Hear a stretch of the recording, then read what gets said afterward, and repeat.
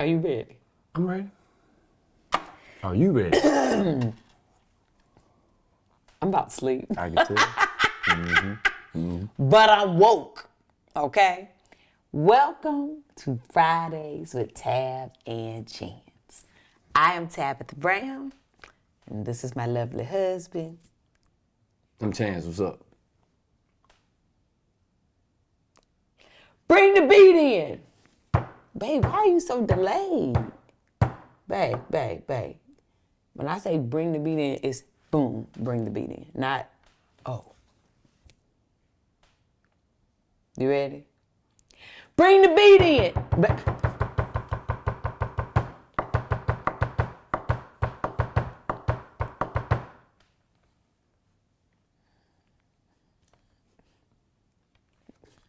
That's what you wanted. Keep it up. Are you ready for real? I'm ready. Babe, I'm sleepy. Are you gonna be right for real? You ain't gonna take it out on me though. But are you gonna do it for real? Let's go, I'm ready. Bring the beat in. Fridays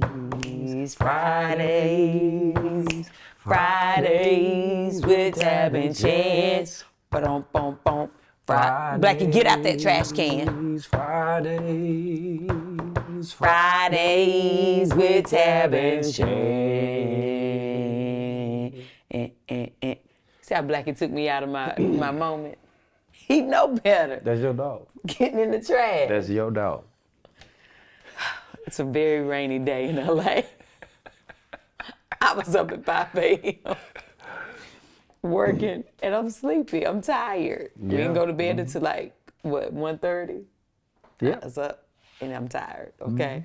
And people trying to test me, and people meaning Blackie, and this one right here, okay?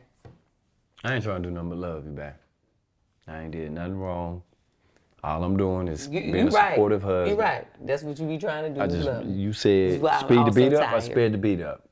You said you was feeling slow. I was trying to slow the beat up for you. I was trying to work slow the beat up. Yeah, you said you was. I was trying to beat up. Let's break that gradually. You know, I was trying to let you work your way up into this. Well, you know what? But you're unappreciative.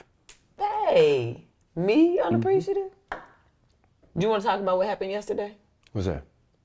Since you want to do that, you want to talk about what happened yesterday with your son?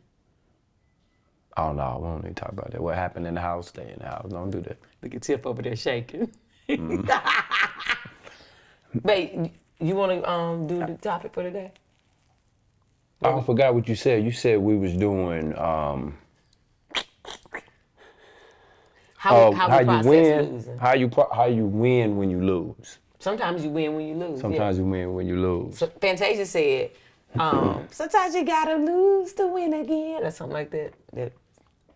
I'm tired, so it didn't come out. Because I sound exactly like Fantasia most times. Well, you gotta explain that. Did I sound just like Fantasia most times? No. Explain how you can lose when you win. But do I sound like Fantasia most times when I'm singing? Absolutely not. Keep moving. You don't sound like Fantasia. You know you don't. Not when I'm talking, when I'm singing. No, you absolutely not. I know what you said. All right. You're not going to do that. Let's talk about the process of losing, like what we learn from losing, and how sometimes when you lose, it's actually a win. That's what I want to talk about. Okay, lead us off. So, for example, the process of losing. So, sometimes I think we consider things a loss, and it's not necessarily a loss, but it feels like it in the moment. So, for example, I opened a restaurant. I partnered with Kel My Name, right, last year, and opened the restaurant here in LA. So excited. It was probably the most fun I've had in a really long time. Like, I had a lot of fun with the restaurant, just being able to connect with people, and people travel from all over the world to meet them. And I would go and surprise them and be like, hey, y'all, giving people jobs and opportunities, having open mic nights for artists to come and give them a platform to perform. And I just had all these great dreams for this, this restaurant. And we all of a sudden start having some really major problems with the building. And unfortunately, the landlord would not correct them. And so we had to end up shutting it down. And now, of course, our money is tied into it, so we can't reopen. So it felt like a terrible loss for so many reasons. People lost their jobs. People had planned to come and visit. It was just something I had really, with my business partner, Nina, had this great dream of how it was going to grow and be. And it just felt so, like, heavy, right? The loss was so heavy. But so many other things came from it. You know, good relationships, a lot of other things were revealed. It was just not necessarily a loss. I'm gonna tell you really, and this is gonna be hilarious, when I really knew that it was, it won't all the way a loss, it actually helped me when I had to pay taxes this year. She was like, this actually helped you in your taxes. I was like, ding, ding, ding. Okay, sometimes a loss is a win. But it opened the door for many other opportunities for me to continue to help people and other ideas that sparked from it. But it also gave me, because it started to get very stressful because of all the issues that was happening. And so it also gave me peace back, because my peace is like, whew, I don't compromise for it. And I think you started to see me in a way, you were like, man, you're not your normal happy self. You was like, you this restaurant is stressing you out. At the end, we're trying to get everything fixed that we couldn't. And so after having to close it, as time went on, I started gaining like peace again with it. And the joy returned and like the happiness and everything. So I don't necessarily think that it was a loss now. It was something I learned from. And now if I do it again, I know how to do things differently and what to look for. So that I gained something in that. So it's not necessarily a loss. It's kind of a win in what I learned from it, what I gained from it. All about perspective, how you choose to look at it. I did notice that it was, I mean, out of all the things that you... Maybe some mold.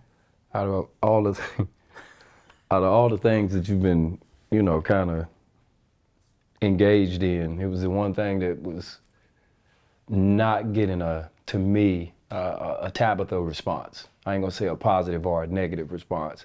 It was a Tabitha response. So I was concerned about it. So, you know, I have noticed that you seem like your normal self since then. But I think perspective and how you losing is a part of life. It's something I teach. I say daily with the kids. We're gonna lose more than we win, but in the end game, you're gonna feel like a winner. Because winning is not always, you know, a trophy, or winning is not always somebody or everybody categorizing you as a winner. It's oftentimes how you feel at the end. Did you gain?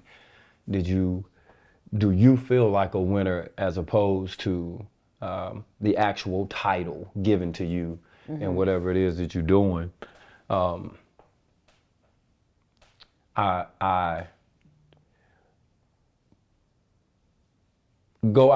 hesitant to go out on, no, I'm not. It makes me feel good because Quest, you know, here recently with Dame Lillard, you know, we had the pleasure of meeting Dame Lillard, and he took time, you know, to pour into my son. And I'm very fond of that relationship with Quest and Dame, mainly because I think my son gets it at an early age. I think he understands the importance and the dynamics, all the layers, the different layers of what a winner looks like. You know, by most people's standards, Dame Lillard would not be classified as a champion or as a winner because of a record. What's on paper. Yeah. And my 10-year-old son actually he was at 7, challenged me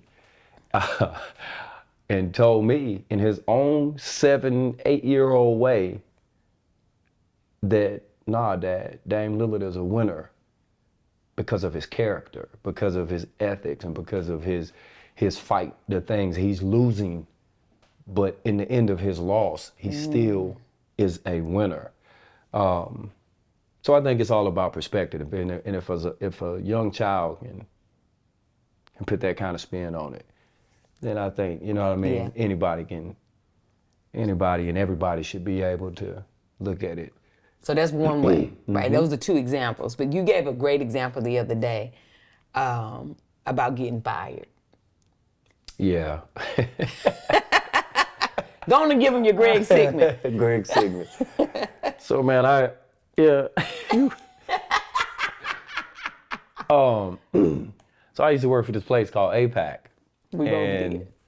APAC is a part of probably one of the most important jobs, most trying jobs that I ever had. I worked in a call center and they took phone calls for UPS.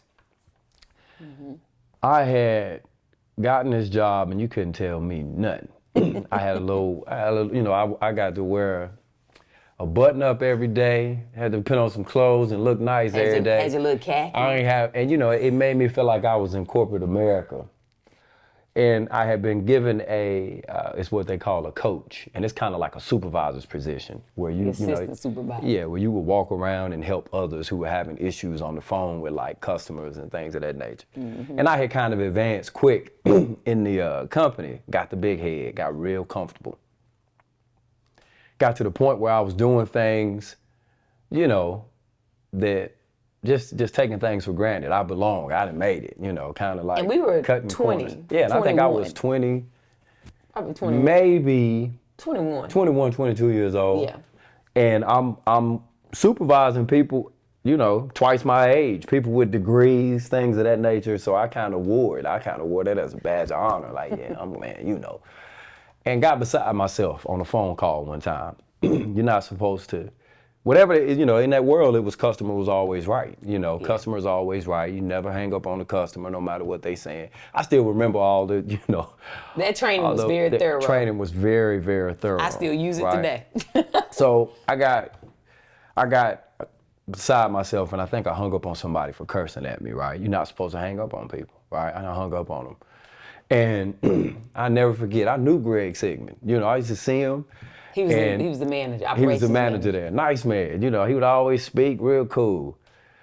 And they called me into the office. And I figured, I'm going to go in here. They're going to talk to me. We're gonna get by it. That corporate concern came. That's what it was called. Corporate concern. Boy, I Yeah. got in there. Greg Sigmund told me, he said, he built me up. Man, you're a good guy, all this stuff.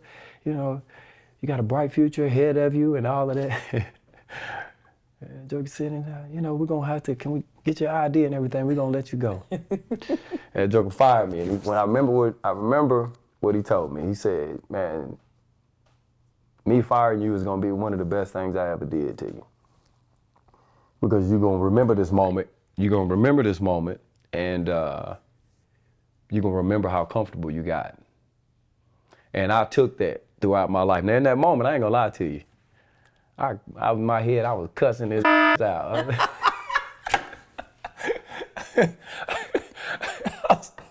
I hated it. You see Chance cussing? But That's what he was I doing. was cussing his out. Man, you on this bull? You talking about, man?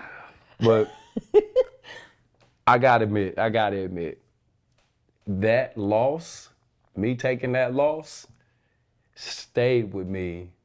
And it's still with me to this day on how not to get too comfortable in a position. And I feel like as a result of that loss, I take more wins today. I definitely take more wins today. I don't win everything, but however, I do take, I kind of check myself when that level of comfortability is starting to take over. And I'm like, hey, wait a minute. I'm in somebody else's space. Let me be reminded that no matter what or how even a person can say, hey, no, you cool, dude, get comfortable. You still have to be mindful of whose environment it is and what your task is and what the job is. And I'm winning now, but yeah. Hey, shout out to Greg Sigmund, man. I know he out there somewhere, man. Appreciate you, dog. I appreciate you. Too often you tell somebody, hey, man, appreciate you for firing me, bro. Thank you for firing me. But, appreciate you for firing me, man. But I think some people don't realize that if you get fired, sometimes we get fired or get laid off, that's God's way of pushing you into your next journey so that you can explore something new and win. A lot of times, I know for myself, you know, you would be in a job or I would be in a job and feel stuck, and God would be pushing me at APAC, pushing me to discomfort. While I think, you know, because I'm making at that time like $30,000 a year, we was doing good. We was living in Greensboro, and you know, I was like, oh, this is a good job. It feels like a win. We got a house. We both got a car. You know, it feels like a win. But God was like, I got something more for you. And if you don't listen to me, I'm going to literally make you get laid off or make you get fired, right? And sometimes that's what happens. I know a lot of us, we get that stuck feeling, but we think, oh, this is my bread and butter. I have to be here in order to win. But sometimes it's when you get cut and then have to go on to the next level of finding the new job or the new opportunities come to you because you finally close one door. So sometimes that loss setting you up for the win. Listen, I don't know if can I talk about that? I mean, I was gonna say, you know, I literally had a show, right, last year, and it was the first vegan competition show on Food Network. And the show got canceled, right? One season, I did one season. But I gained so much from it. I don't consider it a loss. Other people may think it's a loss, but I feel like it was a win, right? Because I spoke my truth and I continued to lead with love and respect for myself. And I had many other doors that opened up because of it, right? My children's show went on to be, you know, we went into season 2, then ended up being nominated for Emmys. I didn't slow down. Sometimes, like, when you're losing in something, it's because you chose to be honest, you chose yourself, you chose to be true. And for me, I don't mind losing to win. I'll take it. I mean, some people might look at my whole journey of 20 plus years of a bunch of no's as an actress and auditions, losing in order to get to where I am. So I just call it a learning experience. If you lose yourself, you lost. I'm always going to choose Taya. And I'm always going to choose to be me and free. And that's a win. That's a win. Yeah, that's a win. Ain't nobody gonna go get LeBron and say, hey, don't be LeBron. Come on, babe. Anybody gonna go get Dame Lillard and be like, hey, man, we don't want you to be Dame Lillard. It's all right, babe. Like, it's okay. We want you to be somebody else. Okay, it's all right. Okay, all right. In work, in all these examples that we've given, sports, but also it happens in friendships, right? In relationships, in marriages. It happens. Sometimes you've been winning in a relationship for so long. You think, oh man, I'm winning here. And then all of a sudden something happens and it falls apart and you feel like, oh my God, this is a dramatic loss. Like, this feels terrible. Nothing is it's not ever gonna get better. Like, how am I gonna recover from this loss in this relationship? But sometimes when you really look back on the relationship, it wasn't really winning. You was just maintaining. Because you lost yourself in the relationship. Absolutely. There's the underlying loss right there. Well, sometimes it ain't even that you lost yourself. Sometimes you didn't know who you were. That's what I mean. Right? You didn't know who you were in the relationship. And as you started to find yourself, you realized that relationship wasn't serving you. So that loss is not necessarily a loss. It's something that you had to release so that you could win, right? You could win self and you could be who you are. And people could embrace that, right? And that whenever you start to live your truth and be authentic, you can sometimes lose people because they enjoy the person that you were because you weren't completely you. And when you start to be completely free and completely who you truly are, most people who are not completely free, they can't handle that, right? So they start to fall, they shed. And it's all right, but it doesn't feel well. It feels like a loss, but it's really a win for you because you want to be around people who see you completely and they love you just for you. And it can be tough and it can also be a little lonely, but you will win in the end. That's, you know what? That's crazy. You just, not to keep going on and on, but the other day I was having a conversation with somebody on the phone from my past, you know, love them dearly. And he said that he was watching one of our videos and he said he was laughing and having a good time and said that, man, that ain't him. What is he talking about? That ain't him. And he was talking and I listened to him and he was enjoying it. And, you know, he didn't mean any harm, I could tell by what he was saying, but I had to come back and tell him, yeah, that is me. I said, you know, that is me now. That wasn't who you remembered. Yeah. And you talking about, you are holding me to who I was 22 years ago. I am, yeah. I am that person that you see. And I made a point to make sure to mark that part of the conversation and go back to it, just so he knew the transition and the change that happened. And his response was what I would hope that everybody's response would be. What was his response? It was very positive and warm, and he was like, I get it, bro. He's like, yeah. I'm proud of you for that. He was like, and I'm making a comment based off of what was lost between me and you in the last 20 years. He said, I'm happy for the growth and I believe it. Yeah. You know what I mean? That's the other thing, like, people can grow and when they be like, oh man, you changed. Well, I hope so. I hope so. I hope there's been a change inside of me. I don't want to be the same person I was when I was 20. I want to have grown and be better and truly be who I am. I want to be self-aware. I want to win at this life and feel good about it. You know, I also want to reflect the change that God has put on me.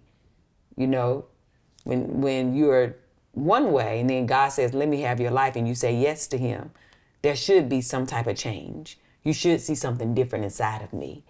And I'm happy about that. That to me is a win, right? When we grow, especially when we grow in our relationship with God, I should feel different. I should sound different. I should look different. There should be a different presence about me. Because that means I lost some of my old ways and I gained some new ones.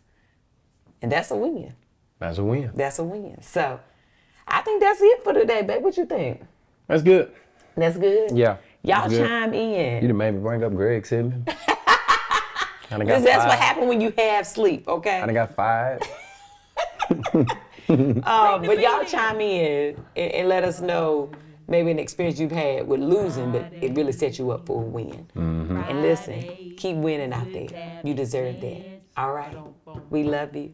Now, go about y'all business and have the most amazing day. But even if you can't have a good one, don't you dare go messing up nobody else's here. Talk to y'all later. Bye.